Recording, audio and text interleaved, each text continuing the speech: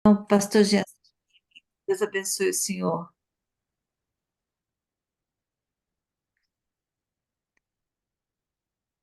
Já está gravando, pastor. Ok. É um privilégio muito grande participar com os irmãos desse encontro. Eu tenho participado de várias lives, vários projetos aqui na Igreja Adventista Central de Vitória, e cada semana eu tenho alguma atividade. E por isso eu estou com vocês sempre dia 20, foi o dia que eu escolhi para isso, porque é gostoso, é prazeroso. É que eu tenho vários outros compromissos, várias outras situações.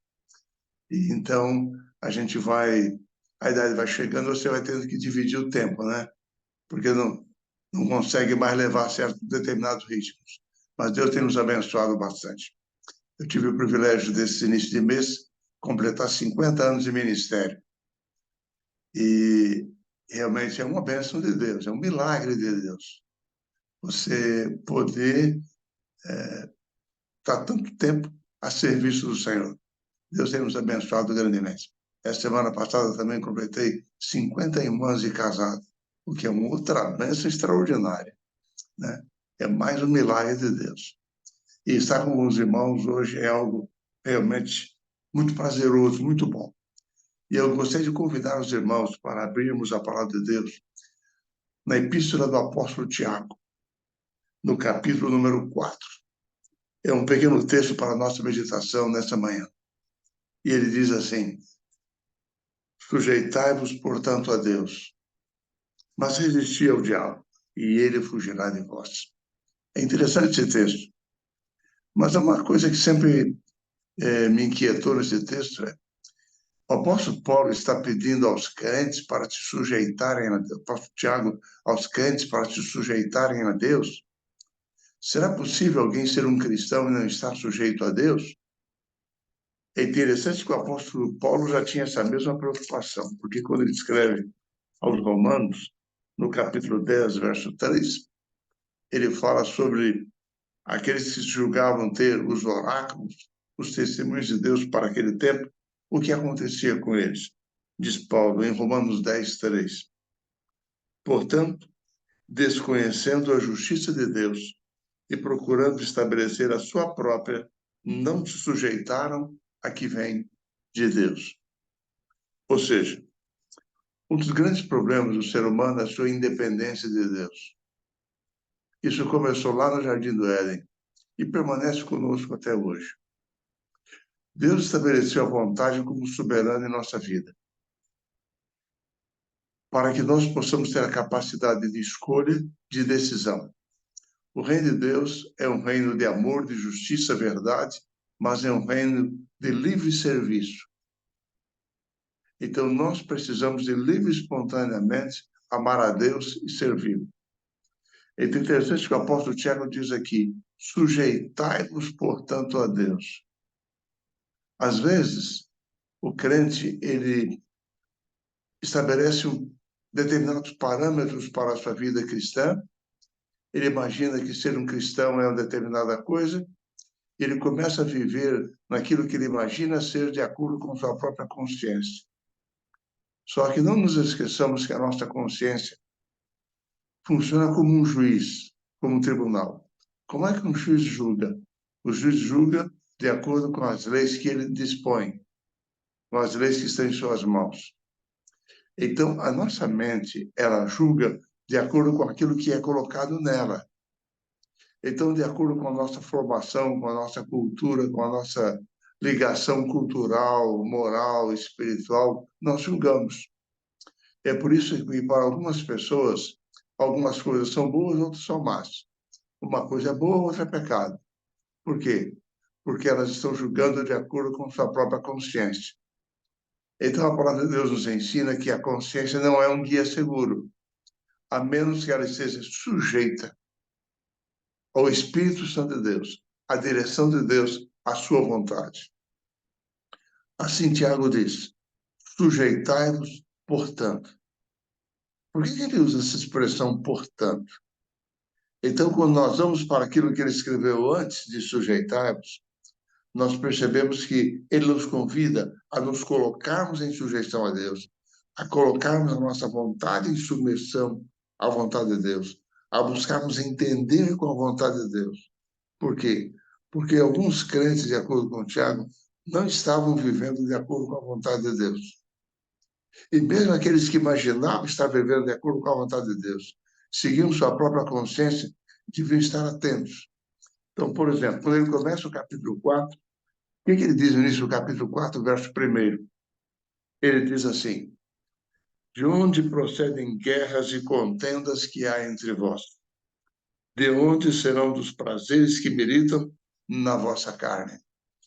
E no verso 3 ele diz: pedis e não recebeis, porque pedis mal, para esbanjardes em vossos prazeres. Bom, os crentes para os quais ele escreveu essa carta, em sua maioria judeus, eles enfrentavam o problema da sua própria natureza, da conversão do seu coração, dos seus sentimentos, da sua alma a Deus. E ele diz: muitos de vocês enfrentam problemas e havia até conflitos e dificuldades entre eles, porque vocês militam com os prazeres que estão na vossa própria carne. Ou seja, no nosso coração, na nossa natureza, existem tendências pecaminosas, existem inclinações. Então, nós precisamos de cuidar para que as nossas inclinações, as nossas emoções não guiem a nossa vida. Elas não são um guia seguro, a menos que a nossa mente e o nosso coração estejam realmente convertidos a Deus. Somente aí é que nós devemos seguir a nossa consciência. Então, Tiago diz: sujeitai-vos, portanto, a Deus. E é interessante que ele vai aqui usando alguns verbos, né? Algumas expressões. E ele diz, por exemplo, quando nós lemos, no verso 7 ainda: sujeitai-vos, portanto, a Deus, mas resisti ao diabo, e ele fugirá de vós. Tiago reconhece que nós vivemos uma luta espiritual. Nossa luta é contra o inimigo de Deus, contra Satanás, mas é também contra o pecado que reside em nós, a nossa tendência, a nossa natureza. Então, Tiago diz: você tem que resistir ao pecado, você tem que resistir ao diabo. Deus não faz nada por nós que nós não estejamos dispostos a aceitar. Então, às vezes, nós atribuímos ao inimigo pecados, erros que cometemos, mas os erros são resultado do exercício da nossa própria vontade, seguindo nossas próprias inclinações pecaminosas. Então, Tiago diz: você precisa sujeitar a Deus, resistir ao diabo. Se você resistir ao diabo, ele vai fugir de você. Ou seja, ele não pode determinar aquilo que nós vamos pensar. Nós podemos abrigar ou não pensamentos, sentimentos em nossa mente. Então, nós podemos resistir ao diabo. E aí, Tiago dá a receita de como é que nós vamos conseguir isso. Então, a partir do verso 8, ele diz: chegai-vos a Deus. É a primeira coisa que ele diz: chegai-vos a Deus. Ou seja, nós precisamos de comunhão com Deus, nos aproximarmos dele, nos sujeitarmos a ele, buscarmos o seu poder, a sua graça na nossa vida, buscarmos a intervenção de Deus em tudo aquilo que nos cerca, em toda a nossa existência. Se nós fizermos isso, se nós nos achegarmos a Deus, aí então nós podemos resistir ao diabo, podemos vencer as tentações e estarmos livres do pecado.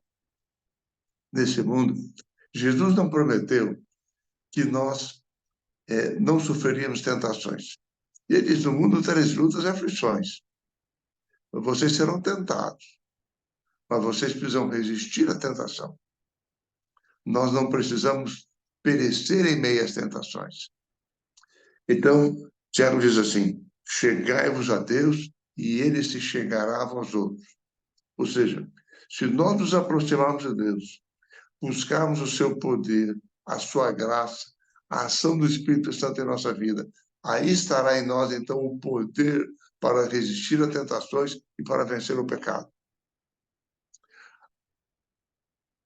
A nossa natureza, as nossas emoções, elas mostram, elas explicam o porquê das nossas atitudes, mas não justificam as nossas atitudes.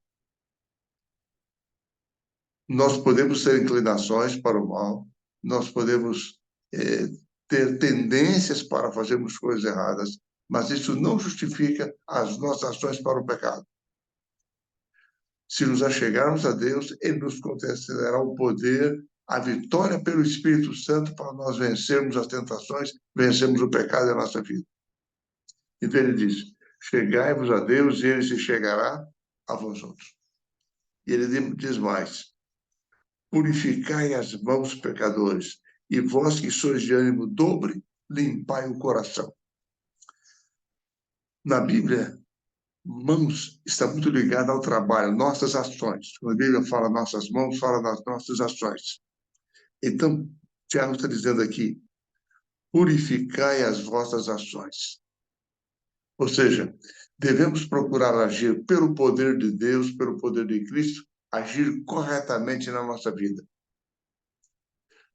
Evitar ações que sejam o resultado da nossa propensão para o mal, resultado do convite para o mal.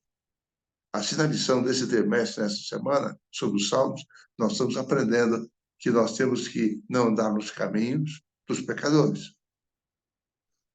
Não podemos andar na roda, nos assentar na roda dos escarnecedores. Nós temos que nos afastar do mal, nos afastar do pecado, nos achegarmos a Deus. Então, esse é o segredo da vitória. Nos achegarmos a Deus para resistirmos ao pecado, resistirmos ao diabo e sermos vitoriosos em nossa vida cristã.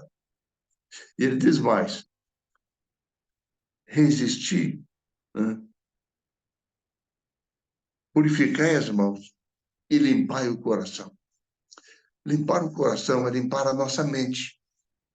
Ou seja, o apóstolo Paulo diz na carta aos Romanos que nós temos que renovar a nossa mente diariamente, contemplando a Cristo, buscando o poder do Espírito Santo de Deus, que a nossa mente experimente qual seja a perfeita e agradável vontade de Deus.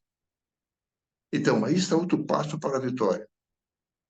Nós nos achegarmos a Deus, nós purificarmos as nossas mãos e nós limparmos o nosso coração. Ou seja, alimentarmos os nossos pensamentos por aquilo que é bom, aquilo que é justo, aquilo que é reto. Estudarmos a palavra de Deus cada dia, cada instante. E onde quer que formos, nós podemos estar no trabalho, podemos estar no transporte, onde quer que nós estivermos, nós podemos estar com a nossa mente voltada para Deus, buscando a sua guia, buscando a sua instrução, buscando o seu poder, a sua graça, a sua orientação, para cada passo, para cada momento de atividade durante todo o nosso dia. Vivermos a presença de Jesus a cada instante. Esse é o segredo da vitória sobre o pecado. E é interessante que ele diz, afligi-vos, lamentai e chorai. Interessante, ele aqui, ele usa palavras fortes. Ou seja, nós não devemos nos conformar com os nossos erros, com as nossas fraquezas, com as nossas falhas. Nós devemos afligir por elas. Quando fazemos alguma coisa que não está correta, não é de acordo com a vontade de Deus, não nos acomodarmos à situação. Não permitirmos que a situação se repita. Porque um dos problemas do pecado é que ele nos leva à repetição.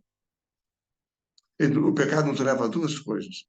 A repetirmos o erro e a compartilharmos o erro com outras pessoas. Esses são dois grandes problemas do pecado. Então, nós precisamos de nos afligir, não nos conformarmos com o pecado e lamentar o pecado. É como se dizia antigamente, né? Às vezes se dizia assim, nós não devemos lamentar o leite derramado. Mas o ex-presidente americano Theodore Roosevelt, numa das suas obras, ele diz, nós devemos lamentar o leite derramado, pisotear sobre ele, para termos certeza de que não vamos derramá-lo de novo. Então, Tiago diz aqui, nós temos que lamentar os nossos erros, chorar por eles. E Jesus diz, bem-aventurados os que choram, porque serão consolados. Jesus está se referindo aqui àqueles que choram por causa do pecado, por causa dos seus erros, por causa da maldade que há no mundo. Eles serão consolados pelo poder e pela graça de Cristo na sua vida. Então, Tiago diz aqui, afligi-vos, lamentai e chorai. E aí ele diz, então, converta-se o vosso riso em pranto e a vossa alegria em tristeza. Ou seja, nós não vivemos alegria segundo o mundo, mas alegria segundo Deus. Existe a tristeza segundo o mundo e a tristeza segundo Deus. A alegria segundo o mundo e a alegria segundo Deus. E essa alegria que nós devemos procurar.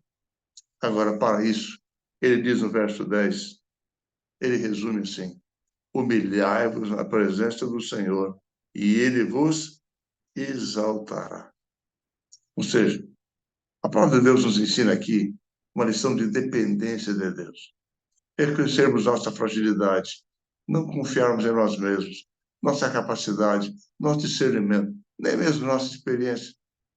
Nós podemos ter quanto tempo for de igreja, de cristianismo, de conversão, de ministério. A cada dia, a cada instante, surgem situações novas, imprevistas.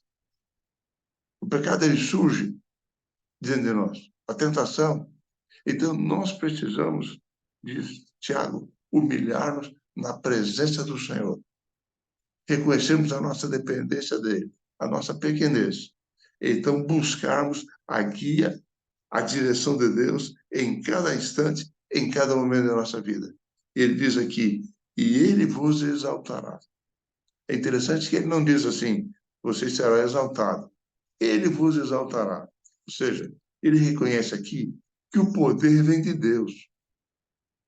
É o poder de Deus que vai se manifestar em nossa vida. Nos será comunicado, vai nos proteger, vai nos guiar, vai nos ajudar. Então, nós seremos exaltados pelo poder de Deus. Então, nessa manhã nós encontramos aqui, do verso 7 ao verso 10, pensamentos preciosos. Nós sujeitarmos a Deus, resistirmos ao diabo e ele fugirá de nós. Nós teremos a vitória sobre o pecado, teremos a vitória na vida cristã. Nós viveremos com Jesus, sob a direção de Jesus, na presença de Jesus, para uma vida cristã vitoriosa. Eu creio que essa deve ser a nossa oração no dia de hoje. E eu convido a cada um de nós para que nós oremos nessa direção. Dediquemos hoje o nosso dia a nos sujeitarmos a Deus, ao Espírito Santo de Deus, ao seu poder, à sua graça salvadora, à sua guia em nossa vida. Ele já tem feito tanto por nosso intermédio. Ele tem sido tão misericordioso para conosco.